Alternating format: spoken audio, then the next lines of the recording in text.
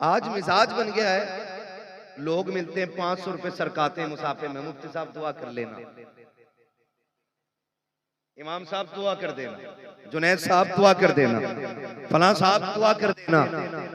मैं कसम खा के कहता हूं, मैं 500 रुपए नहीं 5 लाख लेके भी वैसी दुआ नहीं कर सकता जैसी फ्री में दुआ हमारे लिए हमारे माँ बाप कर सकते हैं। ये अल्लाह की बहुत बड़ी नेमत है। इनकी इन्हें पहचाने, इन्हें समझने की कोशिश करें।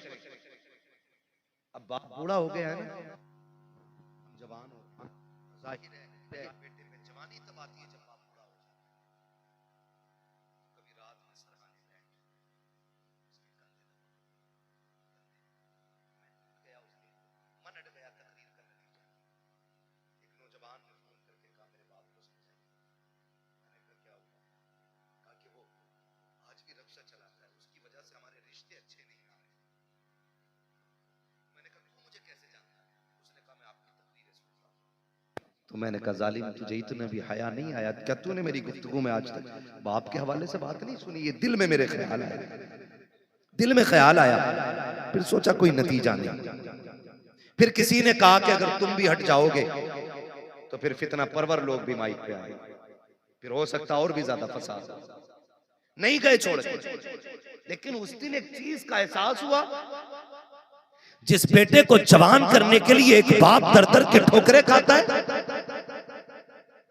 वो बेटा अपने बाप को तालीम देते हुए कहता है कि ये रक्षा क्यों नहीं छोड़ रहा? सिर्फ इसलिए कि इसका रिश्ता अच्छे घर से नहीं आया, इसलिए तुझे आज बाप की मजदूरी से काहिली लगती है। मैं हाथ जोड़ के कहता हूं नौजवानों, अगर तुम्हारा बाप मजदूरी करता है तो उसे हकीर न समझना। अगर तुम्हारा बाप ईंटें ढोता है तो उसे कमतर न समझना। अगर तुम्हारा बाप थक के खा के 4 पैसे इज्जत के कमा के लाता है, उसको कभी हकीर न समझना। वो रक्षा चलाने वाला, वो ठोकरे खा के तुम्हें 4 पैसे ला के देने वाला, वो मजदूरी करके पसीना बहा के तुझे इज्जत की रोटी खिलाने वाला, जब शाम को लेटा करे कभी उसके कंधे दबाया कर, कभी उसके तलवे दबाया कर। अगर वो तुझसे कहे बेटे क्या बात है, तो उसके कदमों को चूम के कहा कर अब्बा तेरा एहसान है, तू इतना अच्छा बाप है, तूने बाप होने का हक अदा कर दिया है, तूने किरदार निभा के दिखाया है। अब्बा तेरी मजदूरी पे सदके जाए, तेरी मेहनत पे कुर्बान जाए। हमें शुक्र रब का, रब ने हमें दलाली वाला बाप नहीं दिया है, मेहनत वाला बाप दिया है कि तूने किसी के आंसुओं में डूबे हुए लुकमे नहीं खिलाए, अपने पसीने में डूबे हुए हलाल के लुकमे लाके। नारे तकबीर, नारे रिसालत, मसलके आला हजरत, मसलके आला हजरत, मकामे वालिदैन, मकामे वालिदैन, नारे तकबीर, नारे रिसालत, जिंदाबाद। अल्लाहु या रसूल अल्लाह। ओ भाई इसका ई को थोड़ा कम करें, तवज्जो है सारे लोगों की। बाप बाप होता है, बाप कौन होता है? बोले जरा। बाप बाप होता है। लेकिन आज ना शादी हो गई ना तो अब्बा को भी हाजी जी कह रहा है, अपने बाप को हाजी जी कह रहा है बेटा। हाँ, घर में आके कह रहा है हज्जन, हाजी जी कहाँ है? और बेगैरत जिसे हज्जन बोल रहा है वो माँ है, और ससुराल में ससुर को जाके कह रहे अब्बू। सास को अम्मी और मां को हज्जन, अब्बा को हाजी जी। मैं ये नहीं कहता आप ससुर को अब्बा ना कहो, सास को मां ना कहो, लेकिन तुझे पता है मां की जिंदगी में सबसे खूबसूरत लफ्ज मां होता है। बेशक। अगर किसी मां के पास औलाद ना हो ना, सुने बहुत गौर से, औलाद ना हो ना तो उसे गोद के खाली होने का एहसास नहीं होता। उसके कान चाहते हैं काश कोई मुझे माँ कह के आवाज दे, वाह क्या बात है, काश कोई मुझे अम्मी कह के पुकारे, काश कोई मुझे माँ कह के आवाज दे। खुदा की कसम औरत की जिंदगी में अरबों खरबों, मैं कहता हूँ बेहिसाब दौलत हो और माँ कहने वाला ना हो ना, उसकी हजारों खुशियां भी एक वीराना जंगल हो जाती है। बेशक। भूल गए हम, भूल गए हम। इस मां ने इस आवाज के लिए कितने दुख उठाए। आज बेटा कहता है नहीं नहीं जी, मैं शुक्र है पुणे में रह रहा हूं बच्चों के साथ, मौलाना आना मेरे से घर। अम्मी किधर है? का अम्मी गांव में ही है। तो मैंने कहा मौलाना क्या खाक करने आएगा? जब तेरे घर में मां के लिए जगह नहीं तो मौलाना के लिए जगह क्या करेगा? हक बात है। कान खोल के मेरी बात सुनना प्यारे। दौलत कमाओ, तुम्हारा हक है, जितनी चाहो हलाल कमाओ, लेकिन माँ बाप को छोड़ के नहीं, माँ बाप को छोड़ के नहीं। इसलिए कि दुनिया की कोई भी दौलत माँ बाप से बड़ी दौलत नहीं हो सकती। बेशक। माँ बाप से बड़ी दौलत नहीं हो सकती। कह रहा नहीं बच्चों के साथ हूं, अल्लाह का शुक्र है। अम्मा से पूछ के आया था, अम्मा से पूछ के आया था क्या काम आने का। मैंने कहा अम्मी अकेला रहता हूँ, रोटी टाइम पे नहीं मिलती है, ले जाऊं बीवी को? इससे अलावा बेहतर बहाना कोई बेगैरत के पास हो ही नहीं सकता, ले जाऊं बीवी को? तो कहता हजरत जी मेरी माँ ने ना इजाजत दे दी थी। मैंने कहा सुन, माँ तो माँ होती है ना, दुनिया की कोई भी दौलत माँ को नहीं लग सकती है। मुझे याद आया माँ, जब वो कहते हैं ना माँ ने हाँ कह दिया था, तो एक नौजवान, अब तो बूढ़ा हो गया होगा, उसने ऐलान निकाला जुनैद भाई अखबार में, जिससे माँ न पाली जाती हो वो मुझे दे जाए, जिससे अपनी माँ न पाली जाती हो वो मुझे दे जाए। तो लोगों ने वो ऐलान पढ़ा और हैरत हुई, कहा आज लोगों से अपनी माँ नहीं पलती, ये ऐलान कर रहा है जिससे माँ नहीं पाली जाती हो मैं दे जाए। इंटरव्यू के लिए लोग गए कि भाई इस दौर में जब लोगों से अपनी माँ नहीं पलती, तू ऐलान करके दूसरों की माँ मंगा रहा है। उसने कहा एक कहानी है, इसमें एक राज है। कहा बताना। फिर वो रोने बैठ गया। तवज्जो कीजिएगा। अब उसने जो रोना शुरू किया और अपनी बात बताई, उसने कहा जी मैं छोटा था, मैंने होश संभाला ना, तो मैंने देखा मेरी माँ की एक आंख नहीं थी। क्या नहीं थी? जिसकी आंख ना हो उसे क्या कहते हैं? अंधा नहीं कहते, दोनों को कहते हैं, काना बोलते हैं। हाँ, ये समझेंगे ना मुहावरे में। अगर अल्लाह ना करे किसी को ये आरिज़ा लाहिक हो, खुदा सबकी आंखें सलामत रखे। ठीक है, मैं एक समझाने के लिए बात कर रहा हूँ। वो कहता मेरी माँ की एक आंख नहीं थी। कहते मैं जब घर तरह रहता था तो कोई प्रॉब्लम नहीं, मेरी माँ ने एक अच्छे स्कूल में मेरा एडमिशन करा दिया। और इको कम करो भाई इसका थोड़ा सा। अच्छे स्कूल में जब मेरा एडमिशन हुआ ना, मैं पढ़ने के लिए गया, तो मेरी माँ मुझे स्कूल छोड़ने के लिए आई। उसकी एक आंख नहीं थी, बच्चों ने मजाक बना ली, कानी का बेटा है, कानी का बेटा है, कानी का बेटा है। कहते मैंने आके बस्ता फेंक दिया। मैंने कहा माँ नहीं पढ़ना मुझे। कहा क्यों? का लोग मुझे कानी का बेटा कहते हैं, मजाक बनाते। तो माँ थी ना, सीने से लगाया। कहा लाल तेरी जिंदगी का सवाल है, सर पे बाप भी नहीं है, यतीम है तू, तेरे सहारे मेरी जिंदगी कट रही है। बेटे पढ़ ले वरना जमाना एक लुकमा किसी को नहीं देता है, दौर बहुत खराब हो गया है बेटे। माँ ने समझाया। कहता फिर माँ ने मेरा एडमिशन करा दिया। कहा मैं पढ़ता रहा यहाँ तक कि मैं होशियार हो गया। जब होशियार हुआ तो फिर मेरे पीछे तो ये ताना पड़ा था, ये इल्जाम मेरे सर पे था कि मैं कानी का बेटा हूँ। का जब मैं समझदार हो गया ना, मैं मजबूत हो गया, मुझे लगा कि मैं फैसला खुद कर सकता हूँ। कहते मैंने एक दिन आके ना घर पे बस्ता फेंक दिया।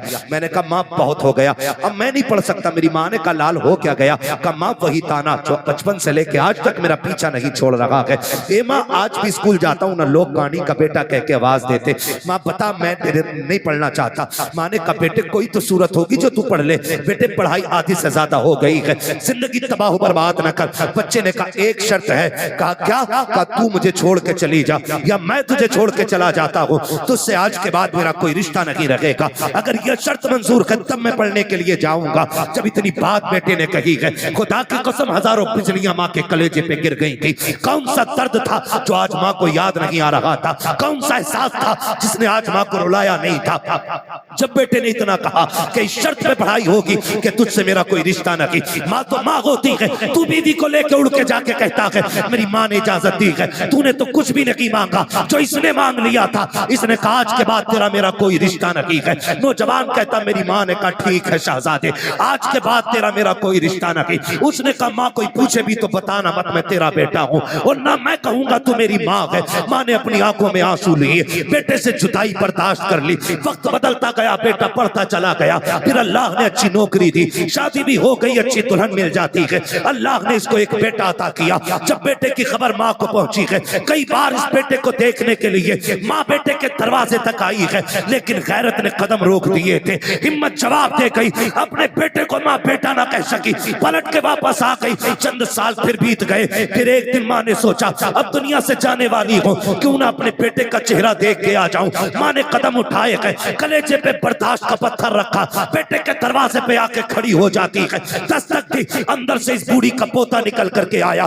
उसने कहा क्या बात है? कहा मुझे इस घर के मालिक से मिलना है। बच्चे ने अंदर जाके कहा अब्बा जी कोई औरत आई है, उसकी एक आंख नहीं है, आपसे मिलना चाहती है। जब इतनी बात सुनी है, उसने कहा उससे जाके कह दो मैं घर पे नहीं हूँ। जब बच्चा पलट के आके कहता है मेरा बाप घर पे नहीं है, अल्लाह अकबर। माँ ने आंखों में आंसू भर के बच्चे से कहा था बेटे तू कौन है उसका? कहा मैं उसका शहजादा हूँ। माँ बेसाख्ता होकर के अपने पोते को सीने से लगा लेती है। याद रखिएगा माँ बाप को औलाद प्यारी होती है, लेकिन बुजुर्गों ने कहा है पूत से ज्यादा पोते प्यारे हुआ करते हैं। वजह यह नहीं होती है कि वो रोटी देंगे, वजह यह नहीं होती है कि बुढ़ापे का सहारा बनेंगे। इसलिए पूत से पोते प्यारे होते हैं क्योंकि माँ बाप को अपने पोते के अंदर अपने बेटे का बचपन नजर आया करता। नारे तकबीर, नारे रिसालत, मसलके आला हजरत, मसलके आला हजरत, हजरत मुफ्ती हम्माद साहब किबला। नारे तकबीर, नारे रिसालत। वाह वाह, जवाब नहीं। इसलिए पोते पूत से प्यारे होते। मैं बहनों से कहूंगा ये आई बैठी हैं, कई बार ऐसा होता है बूढ़ा ससुर पोते को गोद में ले लेता है ना, आजकल तो जेंटलमैन है ना, बहुत पढ़े लिखे लोग हो गए, सब ऐसे पकड़ के खींचती है, उठ यहां से, देखता नहीं इसे सांस का मर्ज है, इसके मुंह में थूक आता है, इसकी आंखें गंदी रहती हैं। यही वजह है कि हम पढ़ाने के बाद भी अपनी औलाद को इंसान नहीं बना पाए। गलत नहीं कह रहा हूं। जिन लोगों को किताबें ना मिली, बूढ़ों का दामन मिल गया, वो आज भी इंसान है। और जिन्हें किताबें मिली, बुजुर्गों का दामन न मिल सका, वो पढ़ लिख कर भी जानवर से ज्यादा बदतर है। इसलिए कि इल्म किताबों से मिलता है, लेकिन तजर्बा बुजुर्गों की बैठक से मिला करता है। बेशक, वाह वाह, क्या बात है, हक गोद बात से है। खींच लाती है, गोद से। मजाल है जिसमें दादा ने खाना खाया उसमें पोते को खाना दे दिया जाए। ऐसे उठा के पलट बुड्ढे के आगे की नल के आगे फेंकी जाती है जैसे कुत्ता मुंह डाल के गया हो। किस इंसानियत की बात करते हो आप? किसे तरक्की कहते हो? वो अंधेरा की भला था कि कदम राह पे थे, रोशनी लाई है मंजिल से बहुत दूर हमें। पहले घर कच्चे थे लेकिन रिश्ते पक्के थे, आज घर पक्के हो गए, रिश्ते कच्चे हो गए। जी, ये वजह है सगा बाप जिस प्याले में सालन खा ले, जिस प्लेट में खाना खा ले, बेटा उसमें खाना खाने तैयार नहीं। अब्बा के आगे का गिलास बेटा धो के पानी पीता है, मौत नहीं आ जाती? कह रहा नहीं, इससे बीमारी फैलेगी।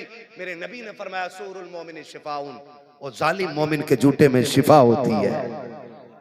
उससे किसने कह दिया कि इसमें बीमारी है? आज बाप के जूते बर्तन में बेटे पानी नहीं पीते। मुझे बताओ, दौर बहुत करीब है। हमने सन 2000 के बाद का जो दौर हमने देखा है ना, इससे पहले कभी ऐसा दौर नहीं आया। इससे पहले कभी ऐसा दौर नहीं आया। आज कंडीशन ये है कि 25% लोग कैंसर के मरीज हैं। हाँ, 25% कैंसर, 99% शुगर घुसती जा रही है। गलत नहीं कह रहा हूं। जानते हो क्यों? क्योंकि हमने अपनों का झूठा खाना छोड़ दिया। आज तो 4 भाई एक दस्तरखान पे बैठे होते तो 4 अलग अलग प्लेटें लगती हैं। अगर 10 लोगों की बंदा दावत कर देना, मैं तो देखता हूं मौलवियों को भी खिलाते हैं ना खाना तो डिस्पोजल में, यूज एंड थ्रो, कागज की प्लेट। तुझे क्या पता घर के बर्तन की बरकत क्या है। जो कौम अपनी दीन के रहबर को प्लास्टिक के गिलास में पानी पिलाए वो खाक तरक्की करेगी। क्या बात, जाओ, गारंटी है मेरी, ले आओ बड़े से बड़े फलसफी से टेबलेट जाकर के, बड़े से बड़े अरस्तु से दवा लेके आ। खुदा की कसम, जब दवाएं काम छोड़ जाती हैं तब छक मार के तुम्हें दुआओं के लिए जाना पड़ता है। क्या बात है। इसलिए कि जो काम दवाएं नहीं करती हैं वो काम दुआएं किया करती हैं। लेकिन आज हुआ क्या, कंडीशन देखो, सगे भाई भी बैठे ना, प्लेटें अलग अलग है, गिलास अलग अलग है। एक गिलास रखो तो हमारी कौम उसको समझती है कि ये जिहालत है कि 4 लोगों के बीच एक गिलास। जानते हो, जब मोहम्मद बिन कासिम पहली मर्तबा इस मुल्क में आया, कोई एक्टर नहीं था, कोई डिजाइनर नहीं था, हुजूर के दीन का सिपाही था, हीरो था इस्लाम का। आकर के जब अपनी बेटी को आजाद कराया था ना, बहन को, और खाना खाने के लिए पहली बार मुसलमान इस मुल्क में बैठे थे ना, तो लोग मुड़ मुड़ के देख रहे थे, ये खा कैसे रहे हैं। जबकि उस वक्त दस्तूर ये था कि कोई किसी की तरफ मुंह करके नहीं खाया करता था, एक दूसरे से पीट करके खाना खाया करते थे। जब मोहम्मद बिन कासिम पहली मर्तबा इस मुल्क में आए थे, आने के बाद जब फतह की थी, बहन बेटी की आबरू बचाने के बाद जब खाने के लिए बैठे थे और एक बर्तन में पूरी जमातें बैठी हुई थी, एक एक बर्तन में 6-6 लोग बैठे थे, लोग हैरत से देख रहे थे ये कौन कौन सी है कि एक बर्तन में एक साथ खा रखी है। तब मसीहत का नकीब कह रहा था, तुम वो हो जो निजाम अपने खुद बनाते हो, ये वो है जो खुदा का निजाम लेके आगे बढ़ रहे हैं। क्या बात है हजरत, बिल्कुल। जब से हमने खुदा का निजाम छोड़ा हम बर्बाद हो गए। अपने बड़ों की इज्जत करना, उनकी गोद से बच्चे न छीनना हक है, उनका हक है। और तू होती कौन है बच्चे छीनने वाली? हक क्या है तेरा छीनने का? तू माँ है, वो दादा है, तू बाद में आई है, दादा पहला है। अगर दादा ना होता तो तू भी इस घर में नहीं होती।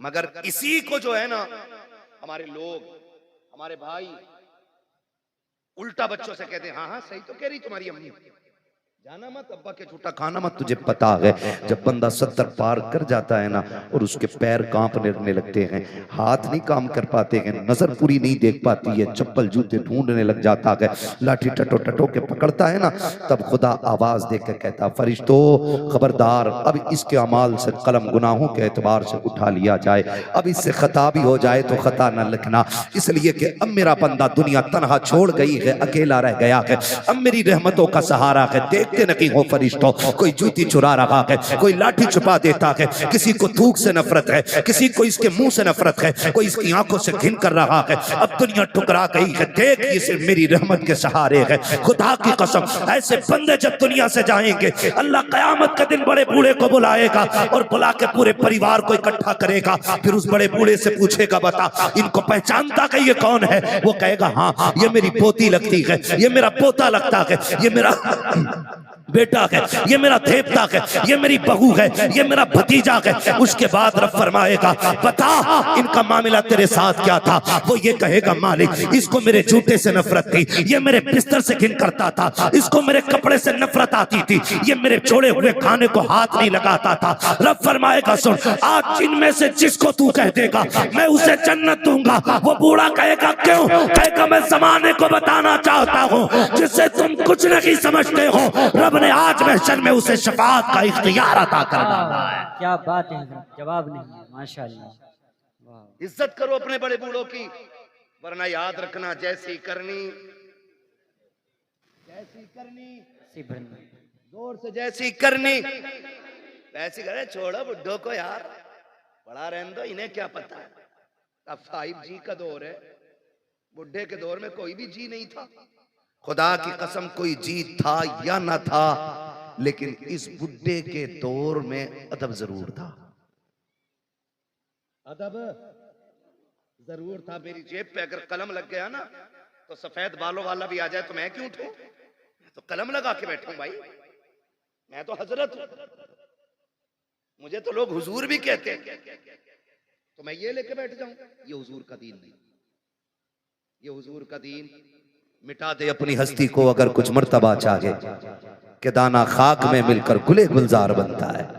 जिन्हें झुकना नहीं आता उन्हें उठना, उन्हें उठना उठना वही जानते हैं जो झुकना जानते हैं। मौलाए कायनात शेर खुदा फरमाते हैं, अगर तवाज़ु और इंकिसारी की वजह से किसी की इज्जत कम हो जाए तो कयामत में मेरा गरिबान पकड़ लेना। झुकने वाले लोग कभी छोटे नहीं होते। तूफान आता है, हवा तेज चलती है, तो जो हवा के साथ कभी कभी झुक जाते हैं वो कभी उखड़ते हैं।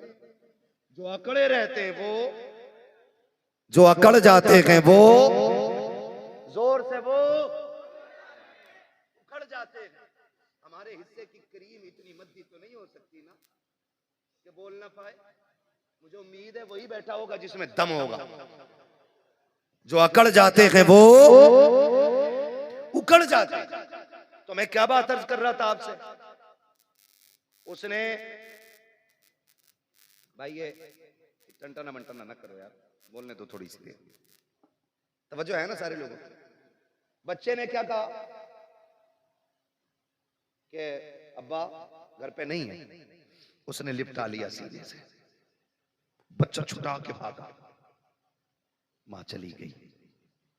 मां कुछ दिन की मेहमान थी, जब बीमार हुई, तबीयत खराब होने लगी ना, उसने कलम लिया, एक तहरीर लिखी, तय की, पड़ोसन को बुलाया, कहा मेरा इंतकाल हो जाए ना तो वो जो सेठ साहब रहते हैं ना फलां गली में, उनका मकान है, मेरे इंतकाल के बाद ये मेरा कागज उन तक पहुंचा देना, लेकिन याद रखना इसे खोल के ना देखना, ये मेरी अमानत है, इसे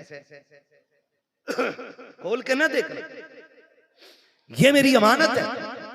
इतना कह के उसने दिया। कुछ दिन गुजरे कि उसका इंतकाल हो गया, मां मर गई। कुछ दिन के बाद उस औरत को ख्याल आया, ये जो बूढ़ी गई है ना, इसने कागज भी तो दिया था जो फला अमीर के घर जाके देना था। उसने वो कागज लिया, लेकर के दरवाजे पे गई, अल्लाह अकबर, दस्तक दी, आवाज आई, बच्चा निकल के आया। फिर वही बच्चा कौन है, कहा कि जाओ तुम्हारे बाप से मिलना है, उनको भेजो। कहा, उसने पूछा कौन है, कहा औरत है। कहा आंखें कैसी, कहा आंखें तो सलामत है। उसने कहा फिर मेरी माँ तो नहीं होगी। ये सोच के दरवाजे पे आया, देखा एक अजनबी औरत को खड़े देखा। खातून कैसे आना हो, कोई जरूरत कुछ लेने आई हो? कहा नहीं। कहा फिर? कहा ये मेरे पास तेरी अमानत रखी हुई है। कहा मेरी अमानत? कहा हाँ। उसने जैसी वो कागज लिया और उसके लिफाफे को देखा ना, उसने उसमें माँ का नाम पढ़ा हुआ था। बस लेके अंदर आया, उसको लेके खोल के बैठ गया। जब उसने खत खोल करके पढ़ना शुरू किया ना, अजीब कहानी थी, चीखें निकल जाती। उसने लिखा जो पढ़ा है, माँ ने लिखा था मेरे शहजादे, मैं तुझसे कई बार मिलने की कोशिश की लेकिन तूने मिलना नहीं चाहा। मेरे बेटे, मैं तेरी बुलंदी और तेरी तरक्की के लिए तुझसे दूरी बर्दाश्त करके वक्त गुजारती रही। बेटे मैं शिकवा कोई नहीं कर रही हूँ, शिकायत कोई नहीं, मेरी तो कट गई जैसी भी कटनी थी, लेकिन बेटे एक दर्द मेरे सीने में था, एक एहसास था बेटे जब तेरे बाप का इंतकाल हुआ तू मेरी गोद में था। दुनिया ने मुझसे कहा था निकाह कर ले, जवान है, मगर मैं तेरी जिंदगी के लिए मैंने अपनी हसरतों को कुर्बान कर दिया, अपनी जवानी मैंने तेरे लिए लुटा दी। मैंने तेरे होते हुए किसी से निकाह को गवारा नहीं किया। मैं ये सोचती रही शायद कोई और आएगा मेरे बेटे को इज्जत नहीं दे पाएगा। मैं तेरी इज्जत की खातिर बेटे जवानी कुर्बान कर चुकी, मेरी जिंदगी लग गई तेरे नाम। लेकिन बेटे दर्द उस दिन हुआ था जिस दिन तूने मुझसे ये कहा था अम्मा मैं तुझे छोड़ के जाना चाहता हूँ। उसमें लिखा था मेरे बेटे उतना दर्द तो तेरे बाप के इंतकाल पे भी नहीं हुआ था जितना दर्द तेरी जुदाई से मुझको हुआ था। ए मेरे बेटे बड़ी हसरतें मैंने तेरे साथ पाली थी, लेकिन तूने सारी हसरतों को 2 मिनटों में खाक में मिला के रख दिया था। मेरे बेटे तू मुझे छोड़ के चला गया, तेरी नाराजगी की वजह सिर्फ इतनी थी कि मेरी एक आंख नहीं थी और लोग तुझे कानी का बेटा कहते थे। कहा बेटे आज इस रात से पर्दा हटा रखी हूँ, जिस आंख की वजह से तू मुझे छोड़ के गया है आज इस आंख की कहानी भी सुन ले। उसमें लिखा था मेरे बेटे मेरे शहजादे कान खोल के सुन, तेरे बाप का इंतकाल हो चुका था, तू मेरी गोद में आ गया था, मुझे घर के काम भी करने थे, तुझको भी संभालना रहता था, एक दिन मुझे पानी लाना था या कोई काम था, मैं तुझे पालने में बैठा के चली गई, मैं काम से गई, लेकिन इत्तेफाक ये कि तू जिस पालने में लेटा हुआ था उस पालने के नीचे कील पड़ी हुई थी,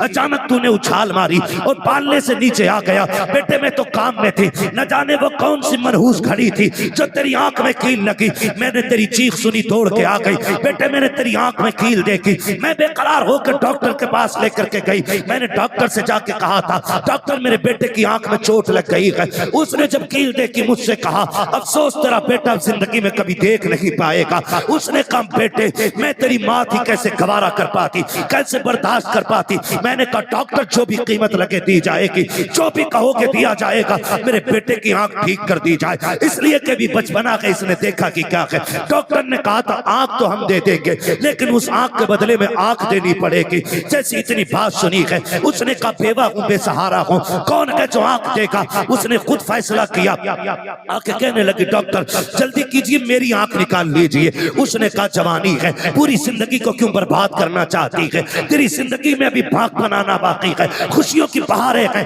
अभी जागेगी निकाह करेगी, तू आंख क्यों दे रखी है। उसने कहा मेरा तो जो होना था हो चुका, मैं जिसके लिए सृष्टि संवरती थी वो सजन तो कब्रिस्तान जा चुका है, अब किसी के लिए सजना संवरना नहीं है। मेरी खुशियां मेरे बेटे में है, मेरे अरमान मेरे बेटे के साथ है। उसने कहा जल्दी कर मेरी आंख निकाल ले, मेरी आंख मैंने बदले में दी है बेटे, तब जाके तुझे उसके बदले में डॉक्टर ने आंख दी थी। उसने कहा बेटे तू ये पूछता रहा कि मेरी आंख कैसे गई है, सुन ये मैंने आंख लुटाई है, तब जाके तूने इसके बदले में रोशनी पाई है। इस आंख की वजह से तू मुझे छोड़ के जा चुका है। बेटे मैं शिकवा नहीं करती, शिकायत नहीं करती, जब कभी याद आ जाए तो हाथ उठा लिया करना, तेरे मुंह से दुआएं निकलेंगी, कब्र में तेरी माँ को ठंडक और सुकून महसूस हो जाया करेगा। नारे तकबीर, नारे रिसालत, मकामे वालिदैन, मकामे वालिदैन, मुफ्ती हम्माद साहिब किबला, नारे तकबीर, नारे रिसालत।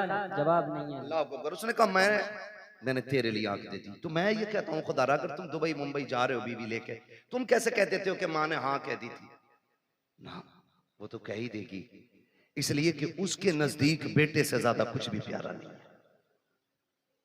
माँ को बेटे से ज्यादा कुछ भी प्यारा नहीं है। और मैं तो खुल के कहता हूं, हम लोग भी शादीशुदा हैं, शुक्र है अल्लाह का, ये भी उलमा भी शादीशुदा हैं, जो हैं वो जानते हैं कभी माँ बहू से नफरत नहीं करती। माँ कभी बहू से नफरत, आप कहेंगे जब नहीं करती तो लड़ती किससे, तो एक सीधी सी बात है, वो उन ऐबों से लड़ती है जो उसके अंदर नहीं है।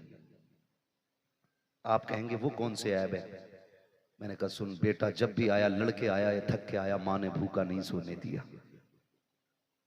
और जब ये मजदूरी करके आता है और अपनी औरत गाली दे के उसको भूखा सुला देती है ना, तो फिर माँ गवारा नहीं करती।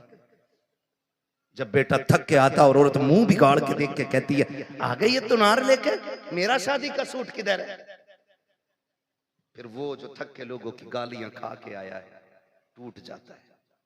शोहर तब बूढ़ा नहीं होता जब 60 ईंटें कमर पे रख के ऊपर चढ़ता है, वो तब बूढ़ा हो जाता जब 400 रुपए लेके घर में जाता है और अपनी बीवी चेहरा बिगाड़ के बात करती है, वो तब बूढ़ा हो जाता। मैं बहनों से गुजारिश करूंगा, तुम्हें खुदा का वास्ता, तुम्हारा शोहर तुम्हारी दुनिया भी है और तुम्हारी आखिरत भी है। कभी अपने शोहर के साथ सख्त लहजे में बात न करना।